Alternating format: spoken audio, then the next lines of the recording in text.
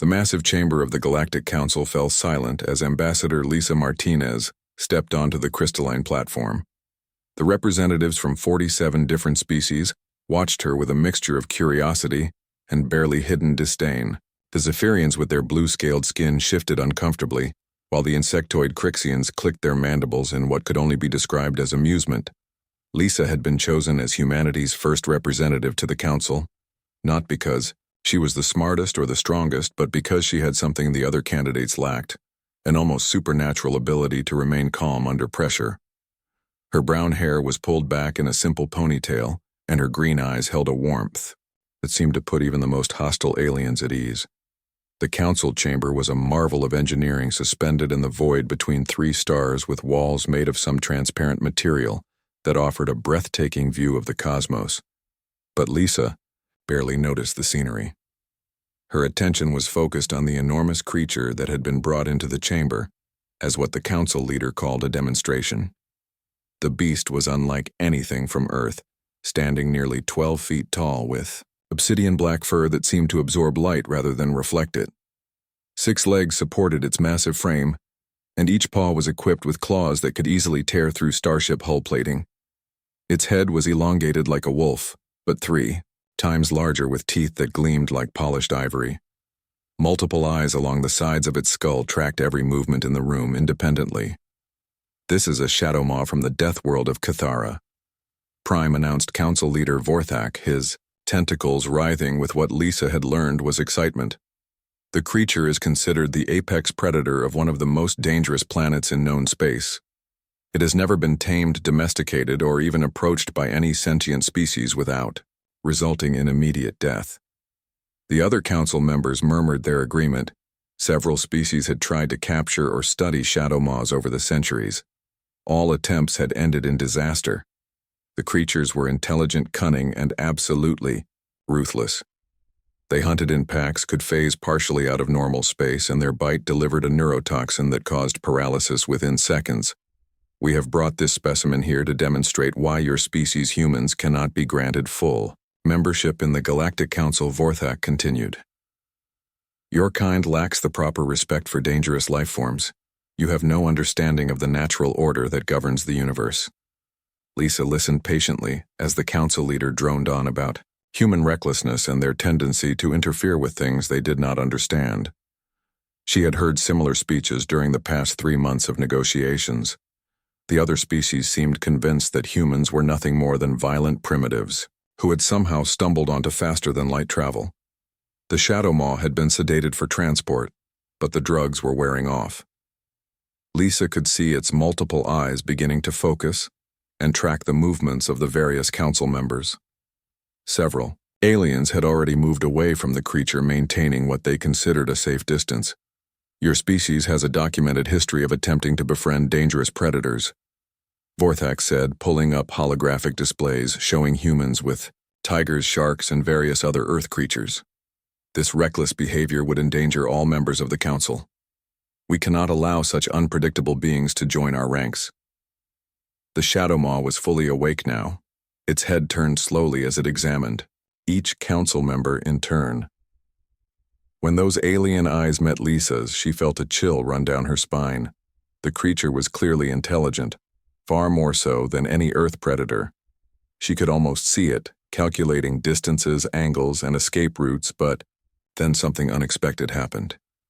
The shadow maw tilted its head slightly and made a sound that was part growl, part whimper. It was a sound Lisa recognized from countless hours spent volunteering at animal shelters back on Earth.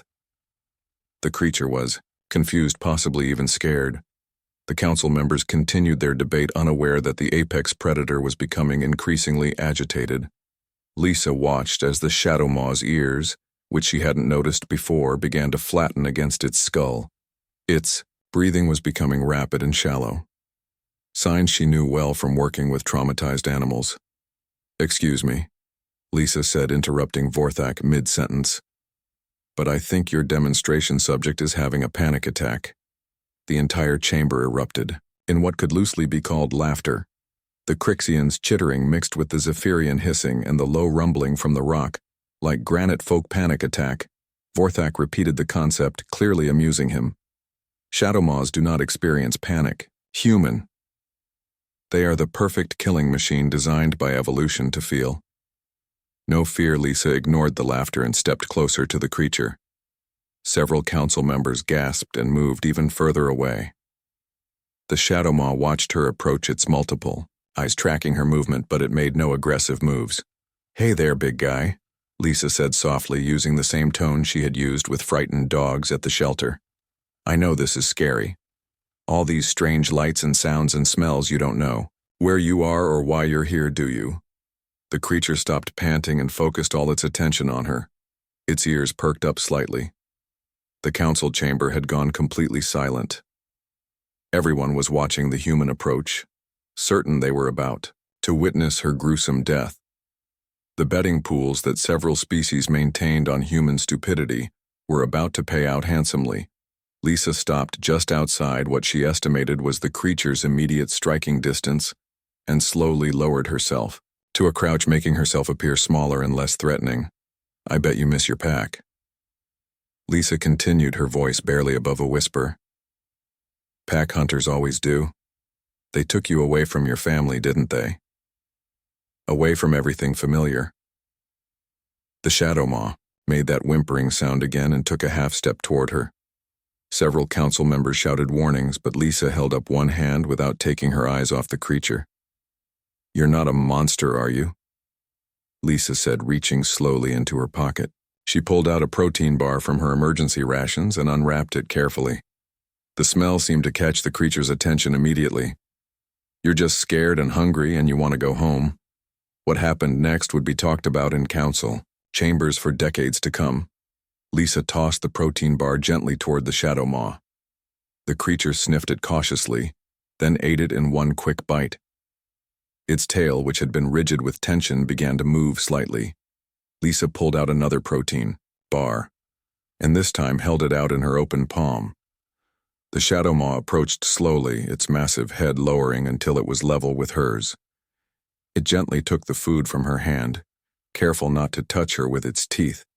Then, in a moment that made every council member question everything they thought they knew about apex predators and humans, Lisa reached out and began to scratch behind one of the creature's ears. The Shadow Maw closed all 6 of its eyes and began to make a sound that could only be described as purring. The silence in the council chamber was deafening. Ambassador Vorthak stared in disbelief as the most feared predator in known space leaned into the human's touch like an oversized house cat. How Vorthak, whispered Lisa, looked up at him while continuing to pet the Shadow Maw. "You said they were intelligent, right? Well, intelligent creatures have emotions, fear, loneliness, homesickness. This one was taken from everything familiar and dumped in a room full of strangers. Of course, it was scared, but it's an apex predator," Lisa smiled. "So are humans, and yet here we are talking instead of fighting. Intelligence means having choices. Being apex doesn't mean you have to choose violence every time." The Shadow Maw had laid down beside Lisa, now resting its massive head in her lap, while she continued to pet it. The transformation was so complete that several council members wondered if this was actually the same creature they had brought in. "Perhaps," Vorthak said slowly, still staring at the scene before him, "perhaps we have misjudged your species." Lisa looked around the chamber at all the alien faces staring at her in wonder. Maybe the real question isn't whether humans are too dangerous for the council. Maybe it's whether the council is ready for what humans can teach you about turning enemies into friends. The Shadow Maw opened one eye and looked at her, then made that purring sound again later, as Lisa prepared to return to Earth with news of humanity's provisional acceptance into the Galactic Council. She made one final request. "What will happen to him?" she asked, gesturing to the Shadow Maw, who was now following her around the chamber like a loyal dog. Vorthak considered this. "The creature has been exposed to your species, scent. It may have difficulty readjusting to its natural habitat.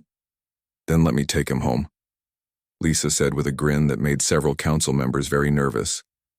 "I know some people who'd love to meet him," and that was how Lisa Martinez became not only humanity's first Galactic Council ambassador, but also the owner of the universe's most unusual pet. The Shadow Maw, whom she named Midnight, adapted to life on Earth better than anyone expected. though it did take some getting used to for the mailman.